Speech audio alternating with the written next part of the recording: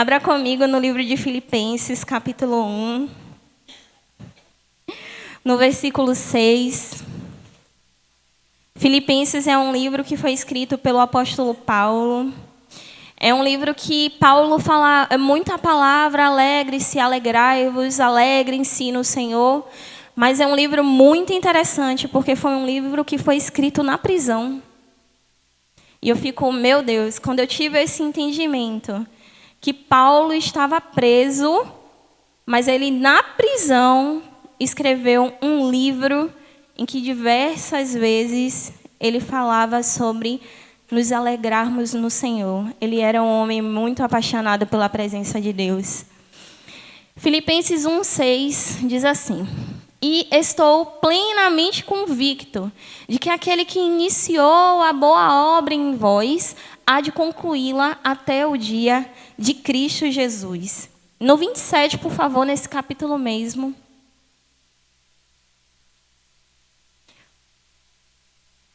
Você põe na NVI para mim, por favor?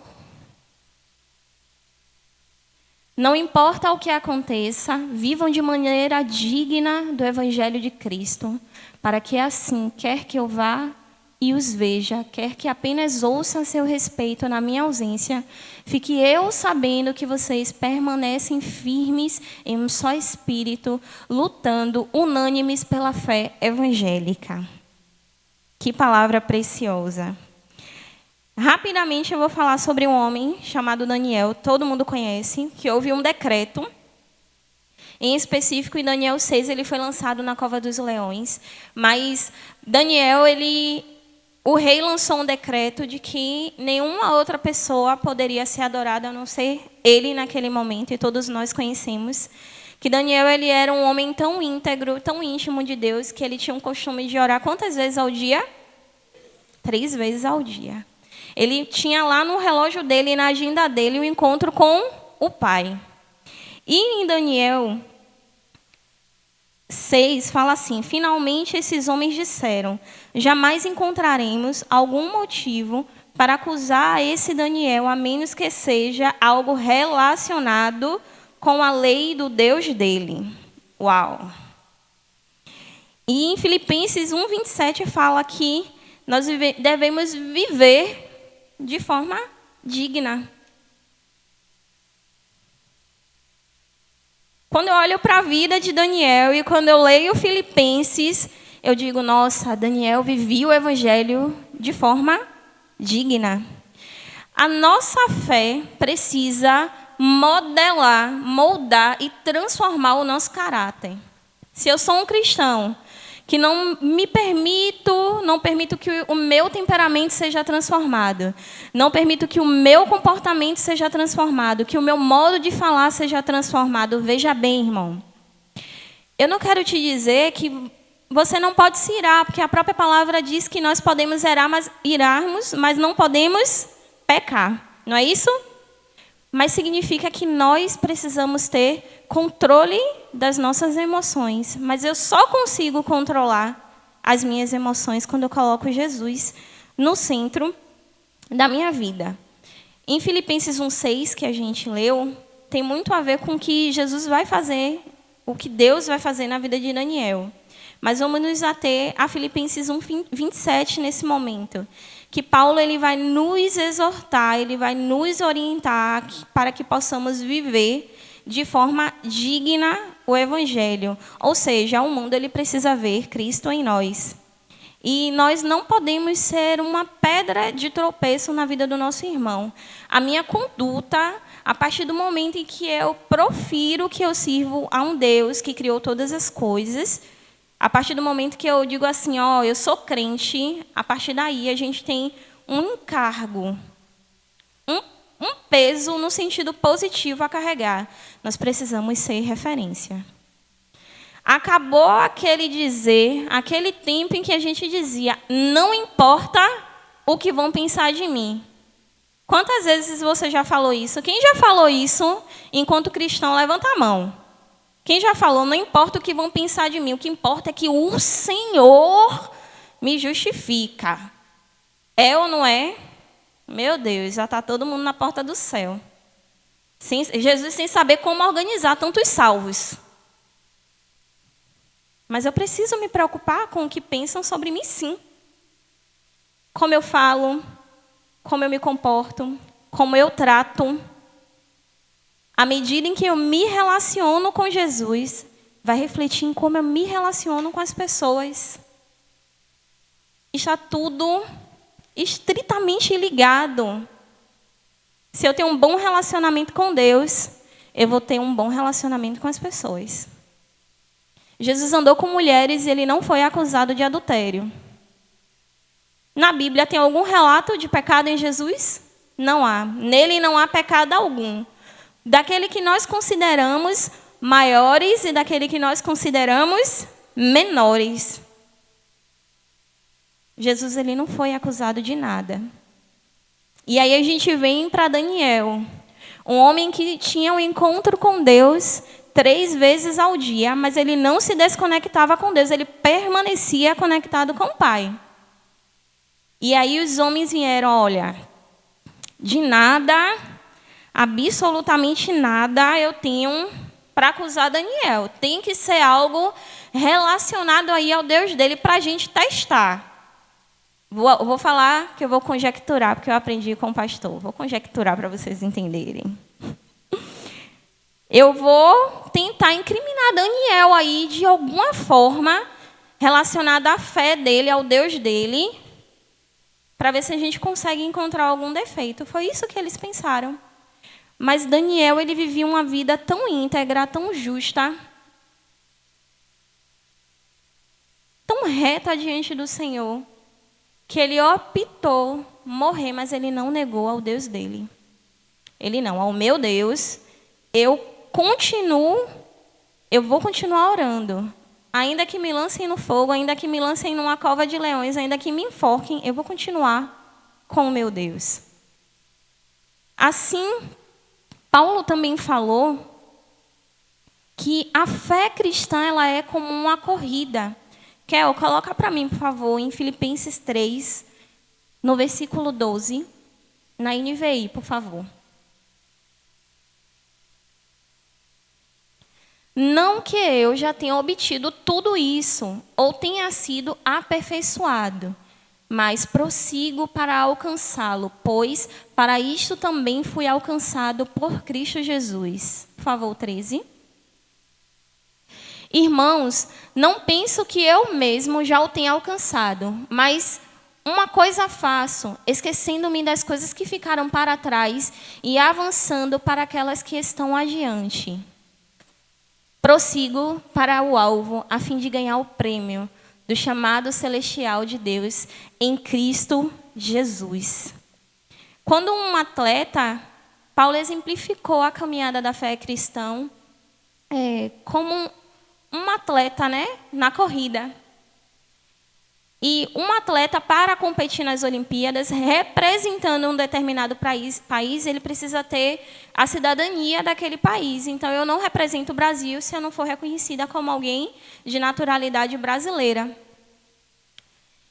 E quando a gente faz esse contraste, se você parar para entender, você vai entender que eu não vou conquistar a cidadania do céu. A cidadania do céu já nasceu comigo. Porque Eclesiastes fala que em nós foi implantada o desejo pela eternidade. Todo mundo conhece essa palavra? Que em nós o Senhor depositou o desejo pela eternidade, porque nós já fazemos parte da cidadania do céu. O que é que a gente precisa fazer? Correr para o alvo. E foi exatamente isso que Daniel fez. Ele sabia quem ele era em Deus. E como um atleta corre uma maratona e ele tem um objetivo, ele tem um alvo, foi assim que Daniel fez. Não importam as perseguições, não importam as dúvidas, não importam os medos, não importa o que é que vão me dizer, o que é que vão falar, não importa o que é que vão fazer comigo, importa que eu estou prosseguindo o alvo que é Jesus. Era exatamente esse pensamento de Daniel. E nesse versículo, no 12, ele fala assim, não é que eu já não tinha alcançado. O que me chama a atenção nisso é que Paulo ele já tinha uma vida, uma intimidade com Deus, mas aquilo não era isso, não era suficiente. Eu digo que ele carrega uma insatisfação santa. Quanto mais ele conhece o Deus dele, mais ele quer conhecer o Deus dele. É por isso que nós devemos cantar as canções com pleno entendimento. Romanos fala que nós devemos oferecer a Deus um culto racional. Por isso, quando você vem para cá e você está cantando, eu quero conhecer Jesus, eu quero conhecer Jesus, eu quero conhecer Jesus e ser achado nele. Será que você está cantando isso de forma racional? Ou será que você está entendendo a plenitude daquilo que você está cantando? Se você conhece o seu Deus e você quer conhecer um pouco mais, Ele vai te dar mais, desde que o seu culto seja racional. É por isso que quando nós iniciamos o culto, nós pedimos que você organize seus pensamentos, os seus sentimentos, as suas emoções e centralize tudo para o Senhor, porque o nosso culto precisa ser racional. Quando você vem para cá e a sua mente está vagando, você não consegue prestar um culto pleno para Deus. Por isso que quando você acessa, existe uma liturgia justamente para isso, para organizar o culto. Então a gente começa orando, pedindo para que o Senhor tome o nosso coração, o Senhor tome as nossas emoções, para que quando nós venhamos, conforme a presença vinha aumentando durante a oração, durante o louvor, durante a palavra, possamos sair daqui e dizer, nossa, como estou alimentado. E de fato é verdade. Às vezes o Satanás, ele rouba os nossos pensamentos e você diz assim, o que foi mesmo que cantou no culto hoje? Qual foi o versículo? Nem sei que versículo foi. Às vezes a gente vai deixando o Satanás roubar pequenos hábitos. Você tinha o costume de fazer anotações no culto. Você tinha o costume de marcar, grifar a sua Bíblia, porque aquele versículo te chamou a atenção e a partir dali você meditava na sua casa. E aí o inimigo ele vai disseminando distrações na sua cabeça, disseminando coisas na sua cabeça e você vai se distraindo da corrida, do propósito, do alvo que é Jesus. Mas se você olhar para a vida de Daniel, em um único versículo, você consegue tirar lições para a sua vida. O que é que eu preciso fazer? Fazer como Daniel fazia. Entrar num quarto, fechar a porta e em secreto, com seu pai, ele se encontrava todos os dias. Dia e noite, todos os dias. Noite e dia, prosseguindo para o alvo que era Jesus. Hoje é culto da família. Na semana, quantas vezes você intercede pela sua família em casa? Não precisa me responder, misericórdia. Responde para Jesus. Quantas vezes você ora pela sua família em casa? A gente tem que orar pelos irmãos da fé fervorosamente, com certeza. Mas se seu ministério, irmão, não começa em casa, alguma coisa aí está desordenada. São as distrações que vêm e nos tira do alvo. Aí você vem na quarta, ora pela sua família, pela família dos seus irmãos, chora copiosamente, mas no resto da semana, Jesus nem sabe quem é seus parentes. Porque você não ora, porque você não apresenta diante do Senhor.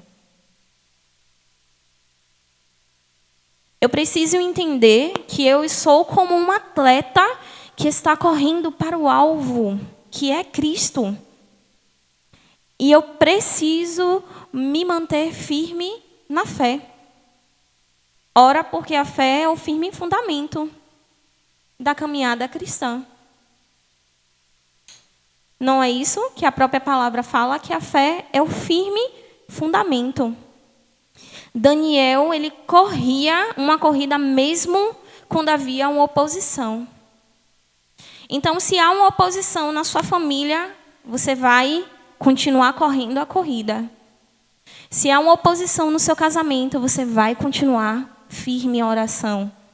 Se há uma oposição no seu emprego, você precisa se manter firme em oração. A tristeza vem, a dúvida vem, mas a gente precisa permanecer firme em oração. Davi orou e falou: Senhor, eu queria ser como um pomba e voar para bem longe. Eram tantos conflitos na vida de Daniel, mas ele também orou. Aquele que habita no esconderijo do Altíssimo, à sombra do Onipotente, descansará. Foi o mesmo que orou: o Senhor é o meu pastor e de nada terei falta. Foi o mesmo que disse: Senhor, uma coisa é o que eu peço e que eu procuro, que eu possa viver todos os dias na tua presença.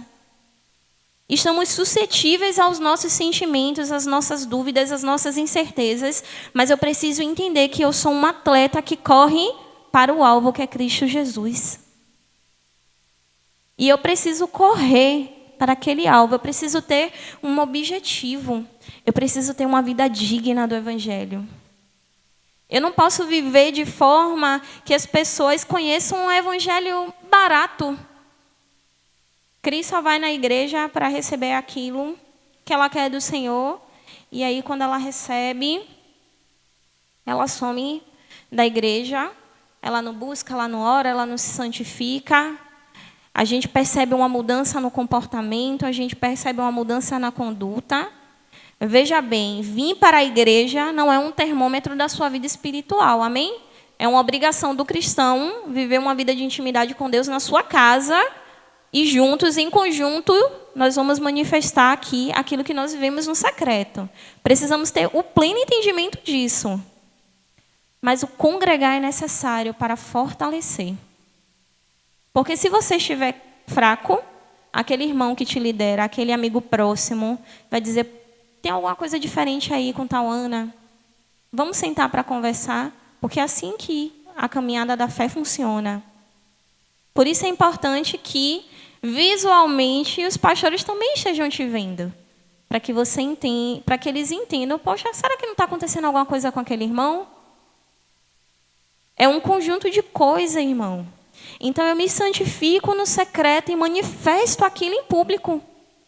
E percorro e foco para o alvo, que é Cristo Jesus.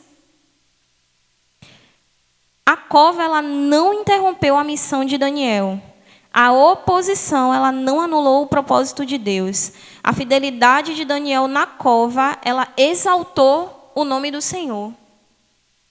Então, em meio às dificuldades, numa cova, onde você não tem mais esperança, uma porta de emprego que não se abre, um casamento que não muda, conflitos familiares que permanecem, filhos rebeldes, como nós estamos encarando esses problemas? Cansei, não vou falar mais. E aí a gente sente e se acomoda. Não, nós precisamos despertar aquilo que o Senhor colocou nas nossas mãos. Aqui tem homens e mulheres que servem a um Deus que pode fazer todas as coisas. Como é que eu rebato as inverdades, as mentiras de Satanás com a palavra do Senhor? Porque 1000 cairão ao meu lado, 10.000 à minha direita, mas eu não serei atingido. Não é isso que a palavra me diz? Mas eu preciso lutar, eu preciso rebater, eu preciso me opor contra aquilo que Satanás quer estabelecer na minha vida. Deus me deu uma ferramenta que eu falei: Senhor, são tantas confusões nas minhas emoções, nos meus pensamentos, e eu preciso lutar contra isso, eu preciso lutar contra alguns sentimentos, contra algumas frustrações. E o Senhor falou assim comigo: ore a minha palavra. Então, todas as vezes que eu sinto medo, eu profiro: Senhor, a tua palavra diz que o teu amor lança fora todo medo. Por isso, Senhor, vem sobre a minha vida agora, vem como um refrigério na minha alma, vem como um bálsamo, Senhor, na minha alma. E quando eu estou cansada, eu digo: Senhor, renova as minhas forças, não há nada impossível para ti. E quando eu estou abatida, eu falo: Senhor, olho para o alto, é de ti, ó Pai, que vem o meu socorro. E o Senhor começou a me dar essas estratégias de orar a palavra dEle, de me colocar na posição de dizer: não, com a palavra de Deus, com Deus eu venço todas as coisas. É isso que nós precisamos fazer. pela nossa casa, pela nossa família, pelo nosso casamento, pelas nossas finanças, pelos nossos amigos, pelos nossos parentes, pela nossa saúde. Quando a enfermidade vir, nós precisamos combater também com a palavra de Deus. Senhor, o meu corpo é templo do Espírito Santo, por isso, Senhor, se for da tua vontade, cura-me, restaura-me, transforma a minha saúde, Senhor. Muda a minha história. Nós precisamos viver exatamente como a palavra diz, de maneira digna. Viver um evangelho, irmão, não é só o vir para a igreja, não é só fazer obras. E graças a Deus que a salvação é um dom gratuito e não de obras, para que ninguém se glorie. Porque no grande dia, muitos dirão, Senhor, em teu nome curei, em teu nome eu sarei, em teu nome libertei. E ele vai dizer, apartai-vos, pois eu não vos conheço. Porque a salvação é favor imerecido. Então, viver um evangelho não é só vir e fazer obras. É você entender quem você é em Deus.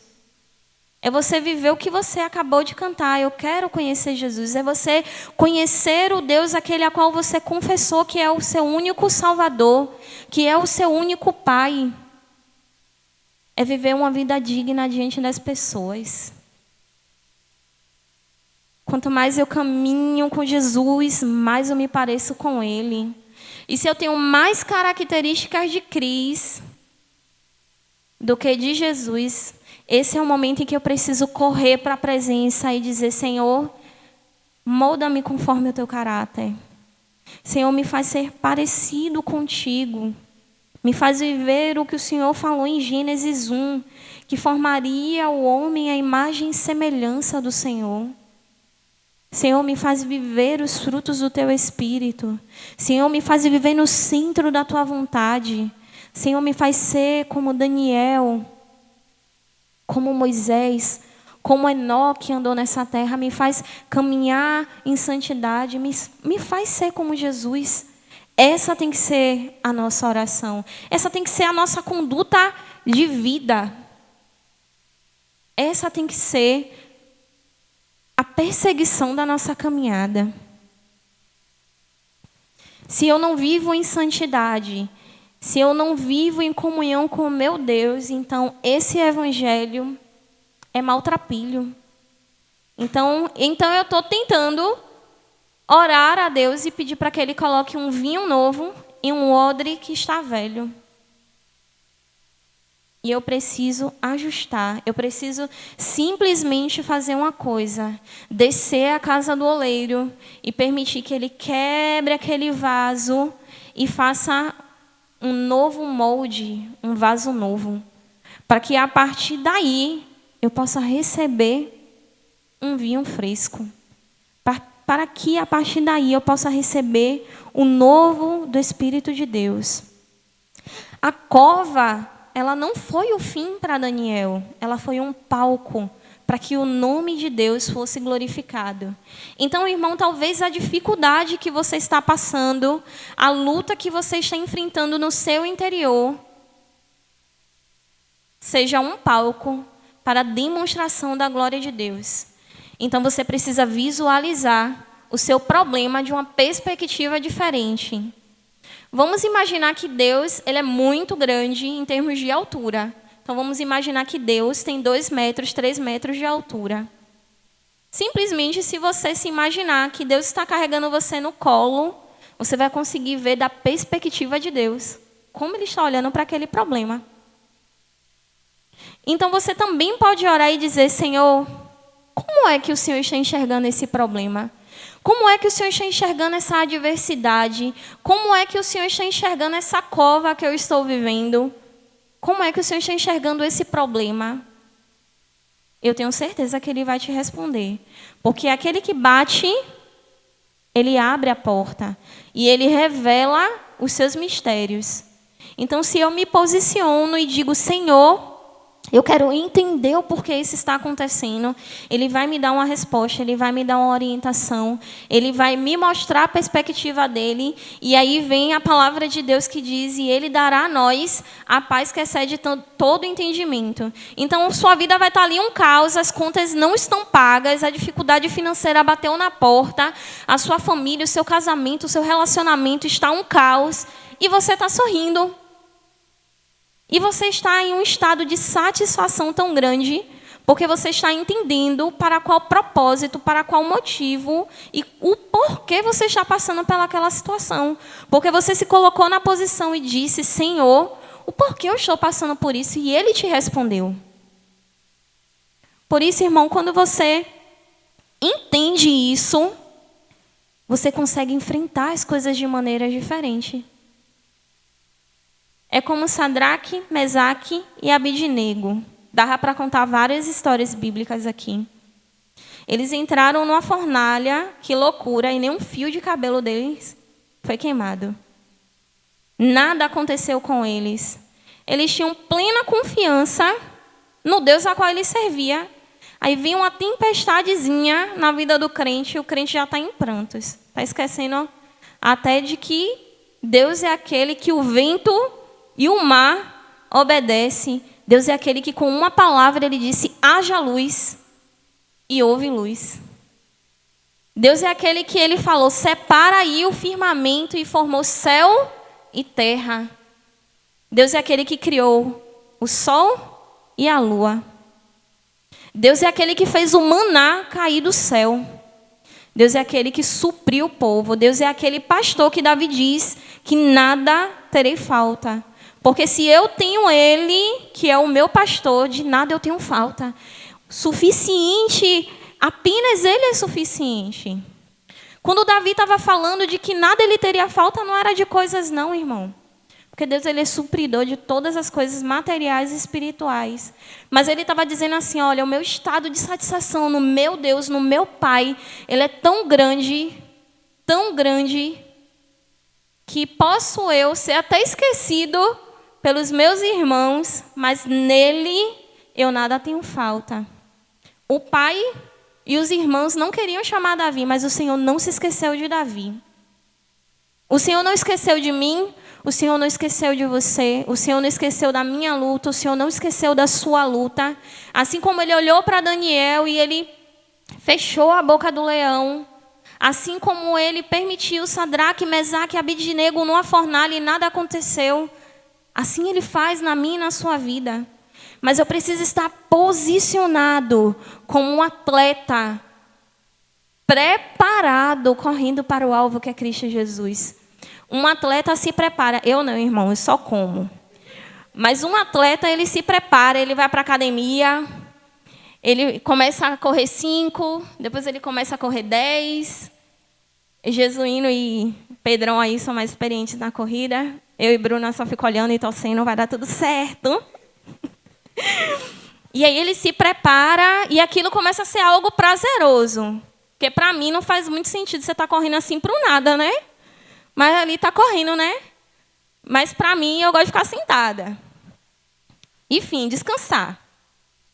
Mas um atleta não, ele se prepara, aquilo começa a ser prazeroso e ele não, agora eu corri 10, agora eu vou correr 15, agora eu vou correr 20, agora eu vou correr 25. A caminhada cristã precisa ser assim. A água bateu no tornozelo, eu vou correr mais um pouco para ela bater no joelho. Quando ela bater no joelho, eu vou nadar mais um pouco para bater na cintura. Até chegar nos ombros, até eu mergulhar no profundo. É o que Ezequiel falou na palavra. Tudo está atrelado a uma vida de intimidade com o Pai. Se você vive intimidade com Deus, você vai entender como é que você vai solucionar o seu problema.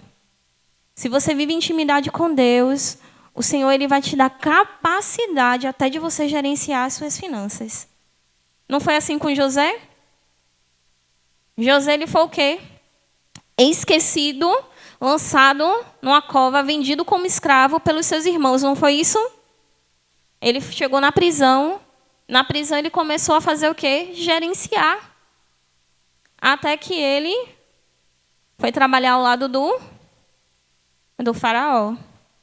E aí veio o quê? As vacas magras e as vacas gordas. Iria ter um tempo de abundância e aí iria ter um tempo de escassez.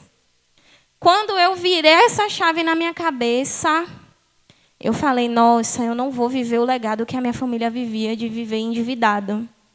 Eu vou fazer a oração que José fazia. Certamente José orava ao Senhor e dizia, Senhor, me ajude a gerenciar esses bens. E aí virou essa chave na minha cabeça e eu falei, Senhor, direciona as minhas finanças. Eu não quero viver o que minha família viveu. Eu não quero viver o que minha mãe viveu. Eu não quero viver escassez, eu não quero viver dívidas. Eu não quero viver isso. Me dê essa sabedoria que José tem. Irmão, de fato, para quem tem uma caminhada de muitos anos, sempre ouviu que a Bíblia é o manual do cristão. Mas às vezes a gente não entende isso na plenitude. Mas a Bíblia ela é um manual para a nossa vida financeira, para a nossa saúde, para a nossa vida espiritual, para a nossa vida conjugal, para o nosso relacionamento com os nossos filhos. Com tudo, a Bíblia é o nosso manual de fato. Então, entendendo quem você é em Deus, você vai conseguir gerenciar todas as coisas. Porque esse tem que ser o propósito do cristão, viver uma vida digna do Evangelho de Cristo Jesus. Eu preciso transparecer a glória do Senhor nas áreas da minha vida. Isso vale também para a nossa família. Aqui há lares, aqui há casamentos, aqui há filhos representados, sobrinhos, primos. Mas o que é que eu estou fazendo? Qual é o preço que eu estou pagando pela minha família? Talvez essa seja a sua cova. Talvez essa seja a amargura do seu coração. Não ter a sua família plenamente aos pés de Jesus. Um marido que você quer que seja alcançado, um filho que seja salvo. Talvez essa seja o motivo da sua maior angústia quando você chega diante do Senhor. Senhor, eu quero que o meu filho, que o meu esposo conheça o Senhor. Mas se você entender, se você se comportar como esses homens, como esses heróis da fé se comportaram, você vai entender como Deus vai fazer todas as coisas. Porque aquele que começou a boa obra, ele é fiel para concluir. Então, aquele que começou a obra na sua vida, na sua casa, na sua família, ele é fiel para cumprir.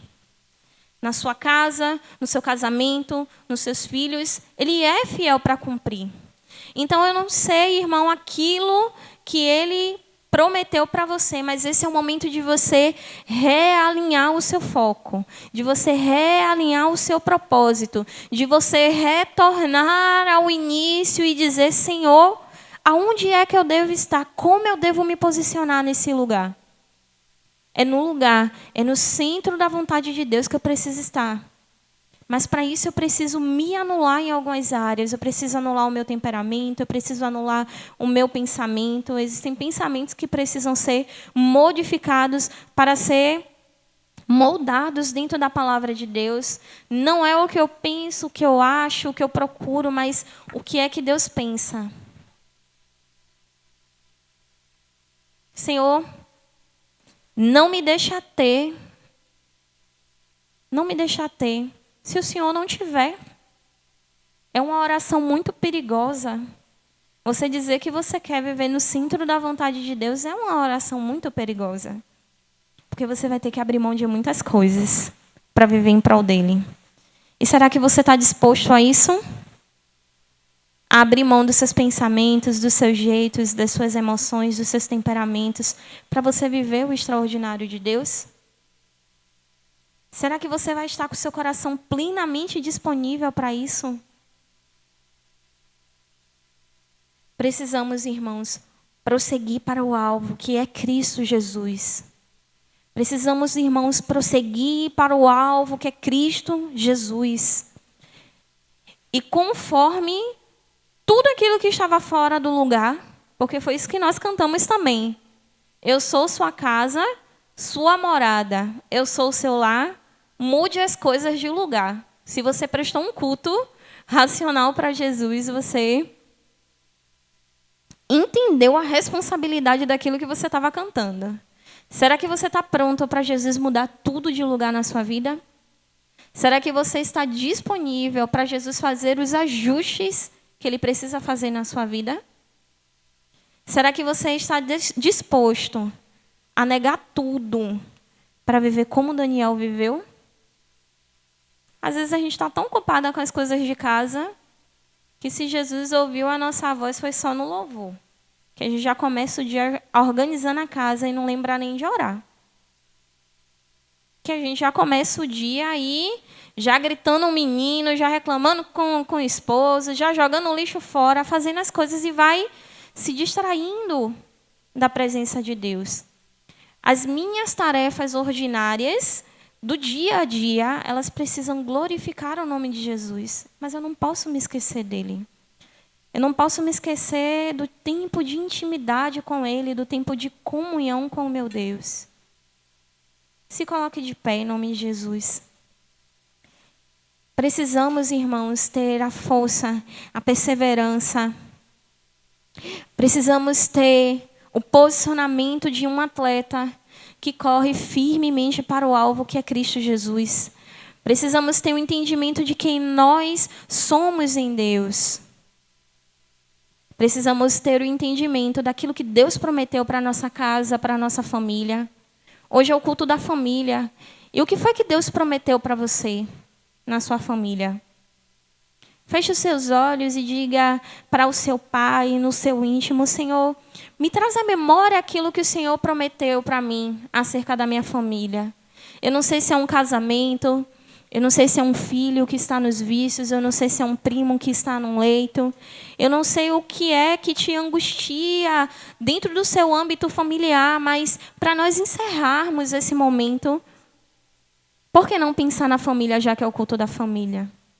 Por isso, Senhor, essa é a oração que você vai fazer. Senhor, me traz à memória aquilo que o Senhor prometeu. Me traz à memória, ó Pai. E, Senhor, eu me enfraqueci, eu me cansei, eu desisti, eu não quis mais resolver. Aquele conflito familiar era tão difícil, aquela enfermidade que veio me abalava emocionalmente. Senhor, a ansiedade, a depressão bate todos os dias na minha porta e eu quero ficar sozinha na minha casa, na minha cama, depressiva, chorando. Senhor, muitas das vezes eu aceito esse sentimento sobre mim, mas, Senhor, como um atleta corre para o alvo, assim eu quero essa força nessa noite. Faça essa oração. Você não precisa de mim para orar. Você precisa exclusivamente do Senhor. Pai, aqui estão os nossos irmãos. E eu oro para que, em nome de Jesus, a presença do Senhor venha, Pai, como um renovo sobre a vida sobre a vida dos meus irmãos. Cada um, Pai, do maior ao menor, dos mais jovens aos mais velhos, que o Senhor renove eles nesse momento, ó Pai. Senhor, nos prepara, nos faz atletas preparados para a corrida do alvo que é Cristo Jesus. Aqueles que estão cansados, sobrecarregados, frios, mornos na presença do Senhor, que essa seja a noite, ó Pai. Que o Senhor, em nome de Jesus, vai transformar a vida deles, Senhor. Senhor, nós também oramos para que o Senhor traga à memória, ó Pai, as Tuas promessas em relação à nossa casa, à nossa família, à nossa parentela e tudo aquilo que estava retido, tudo aquilo que estava impedindo, Senhor, que a promessa do Senhor se cumprisse na vida, Senhor, dos nossos familiares. Que nessa noite, Senhor, o Senhor venha sobre nós, nos revigorar para que possamos orar, para que possamos lutar e vencer, plantar e colher no tempo oportuno, Senhor, cada promessa do Senhor, ó Pai, sobre nossas famílias.